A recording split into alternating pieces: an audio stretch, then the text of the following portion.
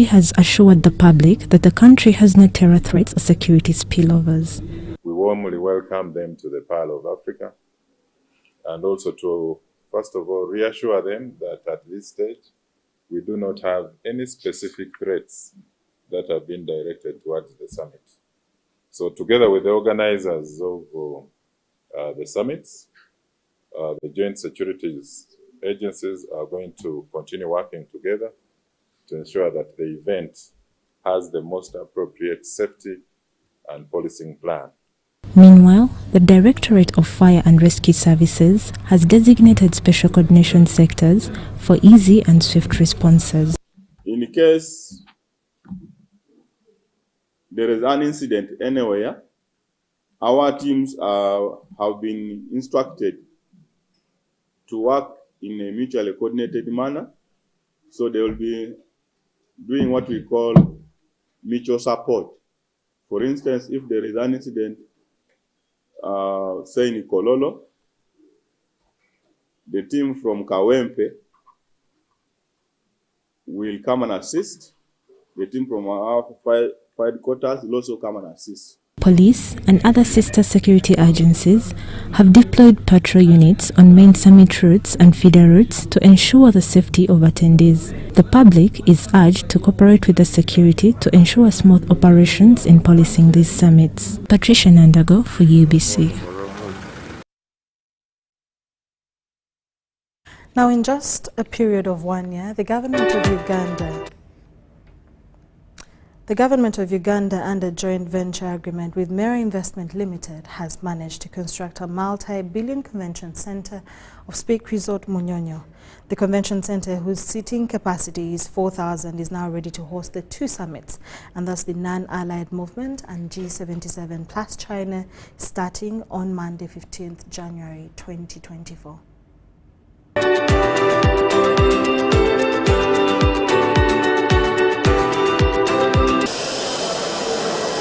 In 2022, Government of Uganda entered a joint venture agreement with Mera Investment Limited for construction of Speak Resort Convention Center.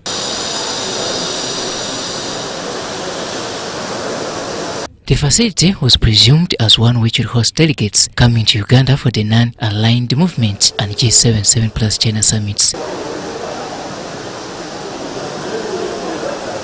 With its construction now complete and the summits are at our doorsteps, this is how the over 4,000-seater auditorium looks like.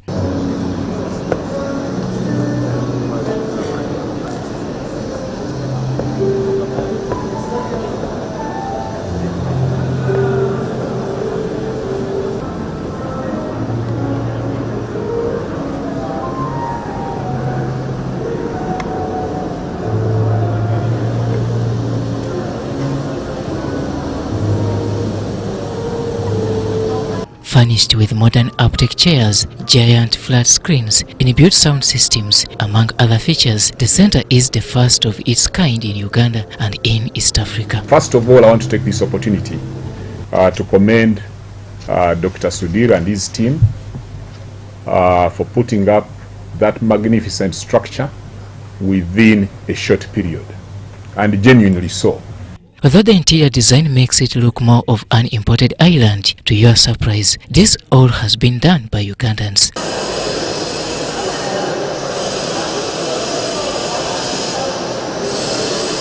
And to say as well that we have held summits in the past in a marquee, but now we have a structure, and I want to say categorically and emphatically that the structure is usable. The convention center has 12 high-end conference halls and meeting rooms, a floating restaurant which can host over 500 guests, and a multi-purpose hall. The Non-Aligned Movement and G77 plus China summits are just at the door, beginning Monday 15th January 2024. But between me and you, this convention center will be here for generations. I'm Robert Onyango for UBC News here at Munyonyo. Thank you so much, Robert Onyango. Hundreds of youth in South Rwenzori Diocese are convening in Kasese District for an orientation and moral sharpening camp, which is mainly targeting holiday makers ahead of the first-time reopening. The camp is happening at St. Paul's Cathedral and Kamaiba Youth Center. Among those who have interacted with these youth are Reverend Venerable Iseba Angeni, Nelson, former leader of opposition, Winnie Kiza, among others. We are here gathering as youth, and we gather every year. We celebrate, we eat with our bishop every year, and we have been having this conference in April, but some parents requested us to be holding it in January when all our children are in holidays. So we are happy. We have received a big number, and the purpose for this conference is to let the youth know that they are the youth.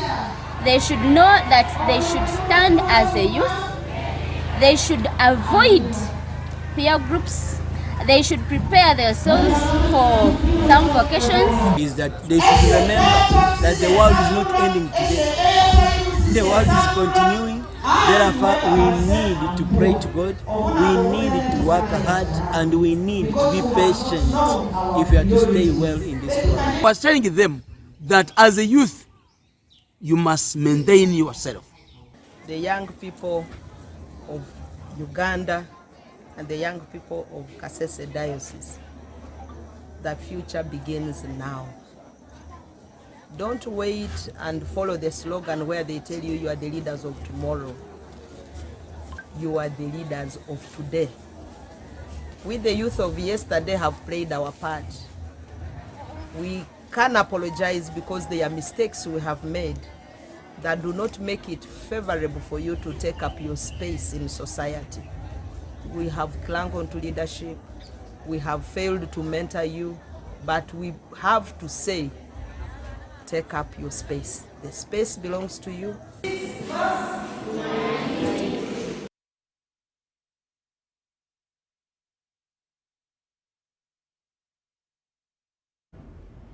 Now, the National Blood Bank has received a boost of blood units thanks to a blood donation drive launched by I&M Bank in Uganda.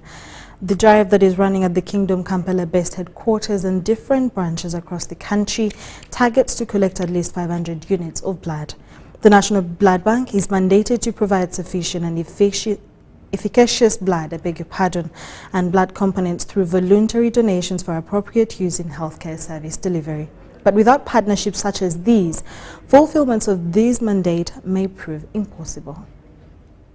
I think it is my noble cause as a Ugandan to save my country with the little I have on my body. Oh, this is my second time I'm donating. Last year I donated, this year again. I request everyone who is fit and fine to come and donate. If you donate your blood, this blood will help someone, who those are required. So please come out and donate your blood. We had 2 blood donation drives. We had one here at our head office, Kingdom Kampala. Another one is happening in Jinja, outside our branch. And on Monday, we're going to have a blood donation drive at our Arua branch. Then we'll be having different blood donation drives across all our branches. As I&M Bank Uganda, we are going to carry out different initiatives to give back to our communities and appreciate them. Yes, in Uganda we may have made 3 years, but our mother group is making 50 years, and it's a big milestone. And what better way to give back to communities than being part of a blood donation drive that we are sure is going to save a lot of lives.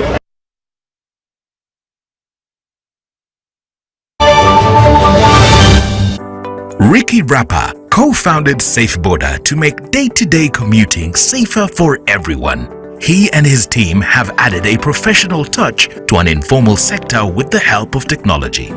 From humble beginnings to the Forbes Africa 30 Under 30 list, Ricky brings a unique perspective to the Boda Boda business since he too started out as a rider. With Safe Border scaling its operations, we know that this is just the beginning. Ricky, keep moving. You are unstoppable. MTN, the Unstoppable Network, celebrates you. Download the Safe Border app and together, let's support Ugandans like Ricky who are driving our country's unstoppable progress. Have you packed more of it Harbour jelly and Harbour foam? Yes, we packed. It will protect your skin from skin rashes. More of it pack. It is a new improved more of it Harbour jelly. So soft and smooth. It is a more of it Harbour jelly. Tell me, kids, the scent. Any irritations? No more rashes and irritations. Movit Harbour Jelly and Harbour Soap is rich in natural herbs for a smooth and glowing skin. Movit All Day Confidence.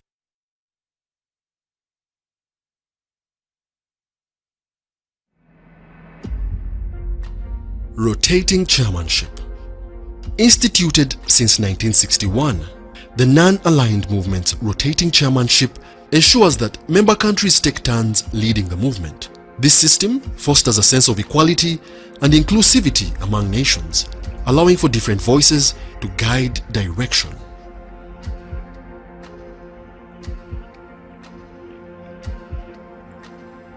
When it is KB o'clock, you need more from your voice bundles. That's why MTN is offering you more minutes across all networks that don't expire. Buy the new 90-minute Freedom Bundle at 5K or the 200-minute bundle at 10K and just with no limit. Katiteri ate, no excuses. Make the call now. Dial *100*21# or use the My MTN app and enjoy your Freedom Bundle today. MTN. Together we are unstoppable. Terms and conditions apply. MTN is regulated by the Uganda Communications Commission.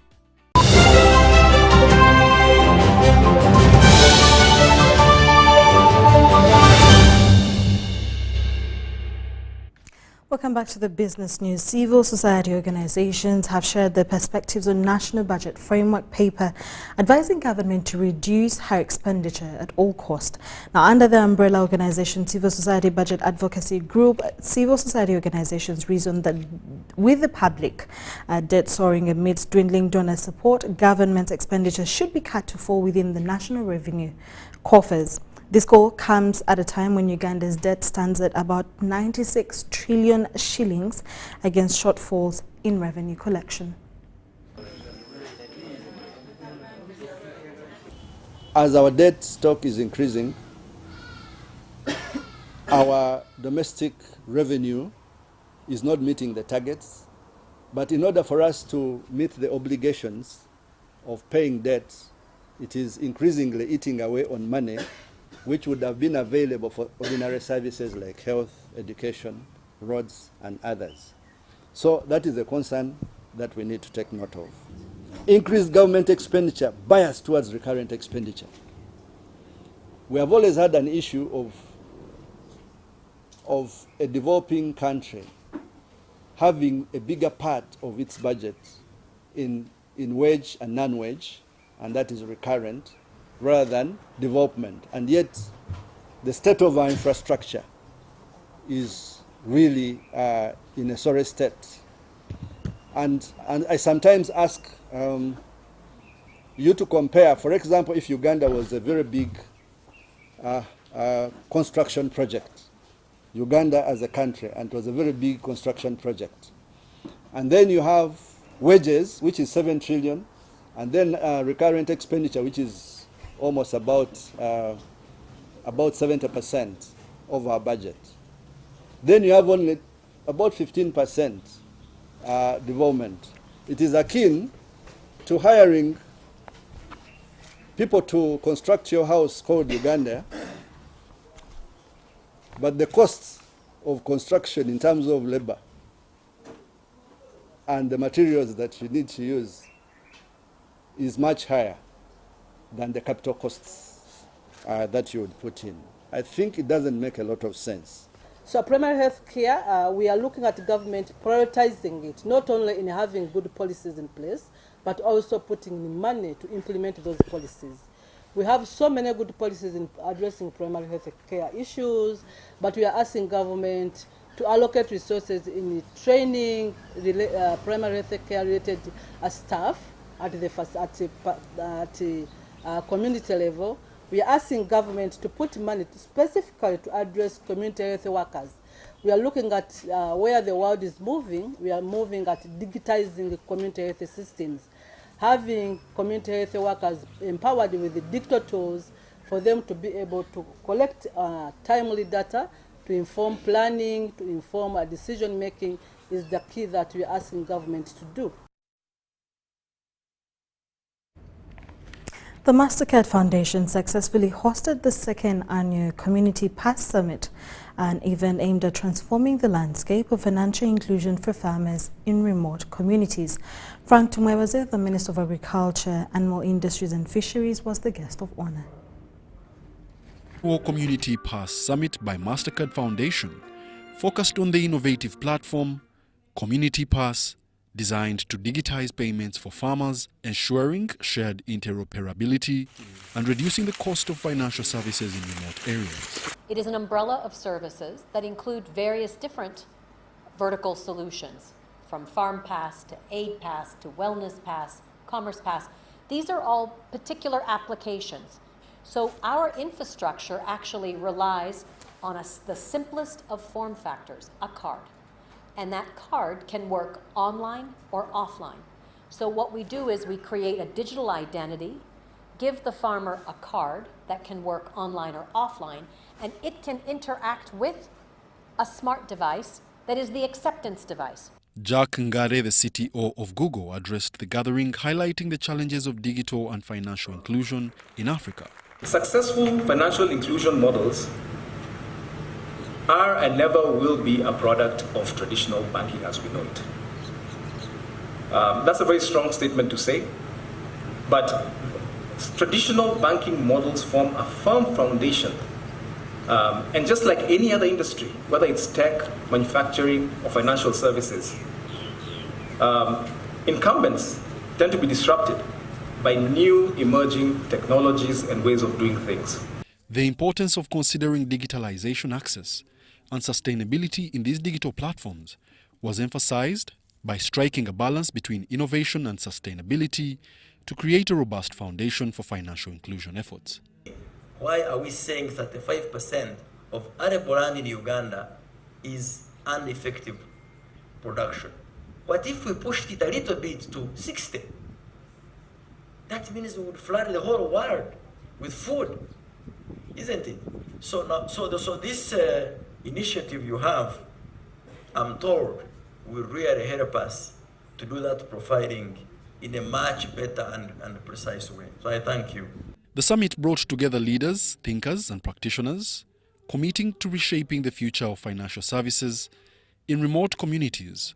The people in the rural villages have issues finding the bank as they know it. The bank is a building.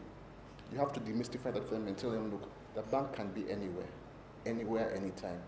So access, don't walk 20 kilometers, 50 kilometers to get to a bank. How do we get the bank to you? As discussions unfolded, it became evident that the Community Pass initiative is not merely about digitizing payments. It's a holistic approach to empower farmers, drive business growth and foster sustainable financial inclusion in underserved regions. On the Farm Pass, everybody has an individual account. Let me say Namovile Gloria has an individual account. So on that account, there is where you took a seed loan or a pre-finance, then how much you have collected, how much you have harvested. Then we know that you have harvested 50 kilograms. We gave you a seed loan, let me say, for 5 kilograms. And then we gave you pre-finance for let me say 20,000. So we deduct, the system automatically deducts all those things. And then afterwards, the Yope Agric system gives you your money on your mobile money account. Wadulo Makanold, UBC Business.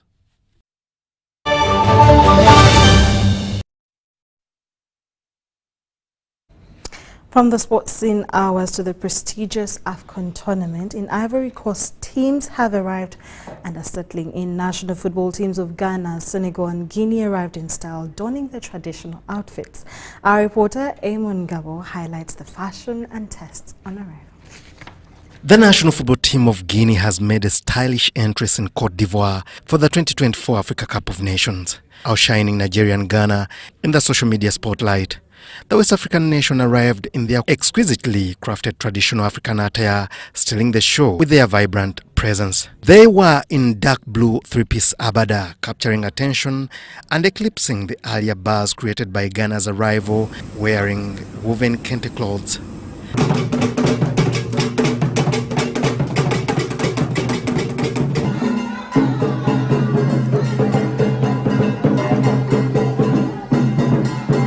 Nigeria also joined the conversation with their impeccably tailored aftans.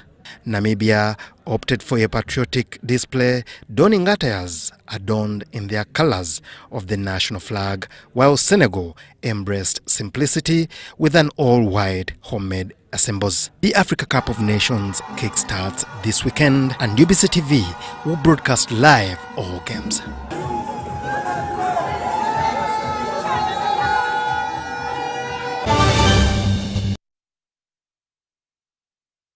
That's all we had for you this afternoon. Thank you so much for watching UBC Lunchtime News with me, Sharon Chondusha. Have a good afternoon.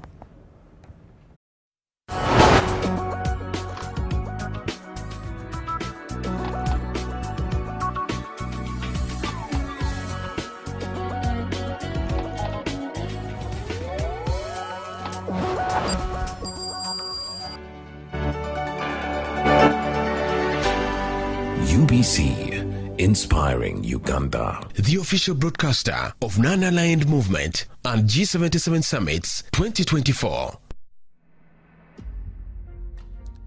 Key organs. The Non-Aligned Movement operates through key organs such as the Summit Conference, ministerial meetings, and the Coordinating Bureau. These structures facilitate diplomatic collaboration among member states, providing forums for discussions on common challenges and the formulation of collective responses.